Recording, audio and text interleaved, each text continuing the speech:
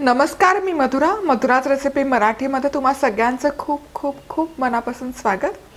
आज आपण खरवस कसा बनवायचा ते बघूयात। नवीन रेसिपीच्या अपडेटसाठी मधुराज रेसिपी चॅनल सबस्क्राइब करा आणि त्याचबरोबर बेल आयकॉन क्लिक करायला विसरू नका।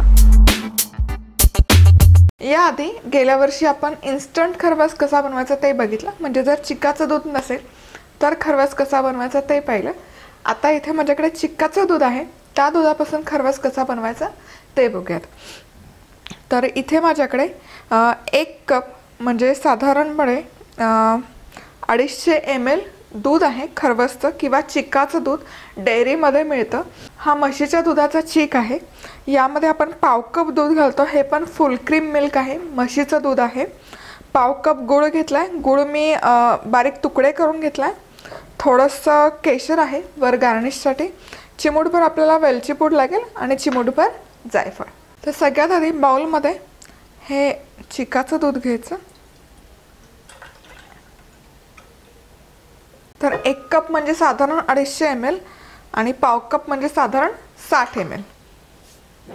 यामध्ये हे पाव कप फुल क्रीम मिल्क घालायचं आणि यामध्येच आपण हा गुळ घालायचा। गुळाच्या ऐवजी तुम्ही साखरही घालू शकता आणि हा गुळ चांगला विरघळेपर्यंत मिक्स करून घ्यायचा। गुळ व्यवस्थित विरघळला पाहिजे। या ठिकाणी गुळ व्यवस्थित विरघळलाय दुधामध्ये। आता यामध्ये आपण चिमूटभर वेलची पूड घालूयात आणि त्याचबरोबर थोडीशी जायफळाची पूड, अगदी थोडी। आता हे एका भांड्यात काढून घ्यायचं मिश्रण। कुकरच्या डब्यामध्ये काढलं तरी चालेल किंवा तुमच्याकडे जर झाकणाचा पोळीचा डबा असेल, मसाल्याचा डबा असेल स्टीलचा, त्यामध्ये काढलं तरी चालेल। आहे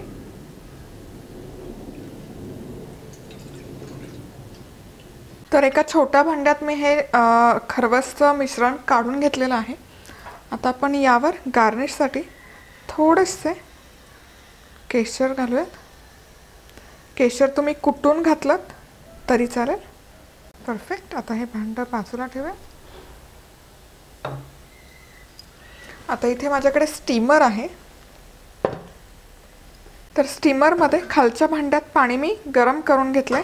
इडलीचा कुकर वापरला तरी चालेल, प्रेशर कुकर वापरला तरी चालेल, कढईमध्ये केलं तरी चालेल।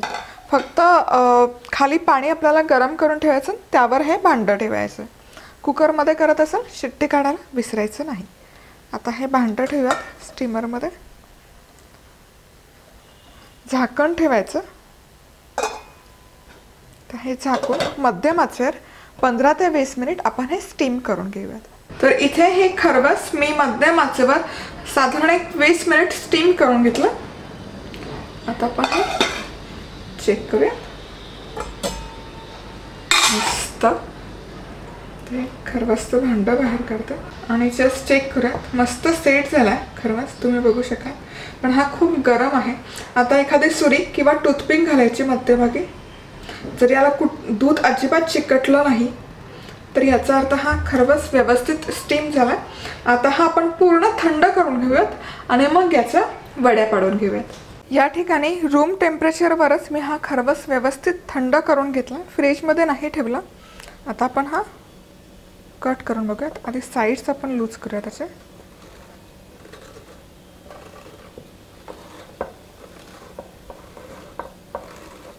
आणि आता सुरीने तुम्हाला हवं तसं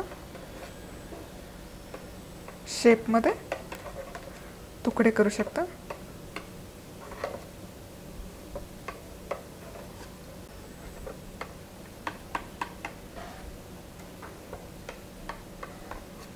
एखादा कॉर्नरचा पीस आपण काढून घेऊयात।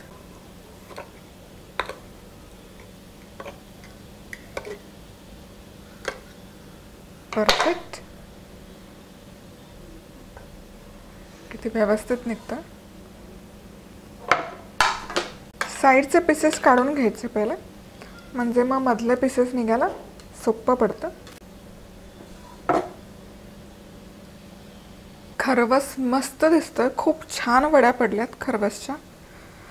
मुख्य म्हणजे हा गुळाचा खरवस केलेला आहे आपण. गुळाच्या ऐवजी तुम्ही साखरेचाही करू शकता.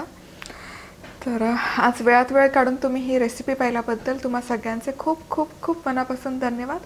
पुन्हा भेटूयात अशाच एका छानशा रेसिपीवर. तोपर्यंत मस्त राहा, खुश राहा, आनंदी राहा आणि सगळ्यात महत्त्वाचं खात राहा.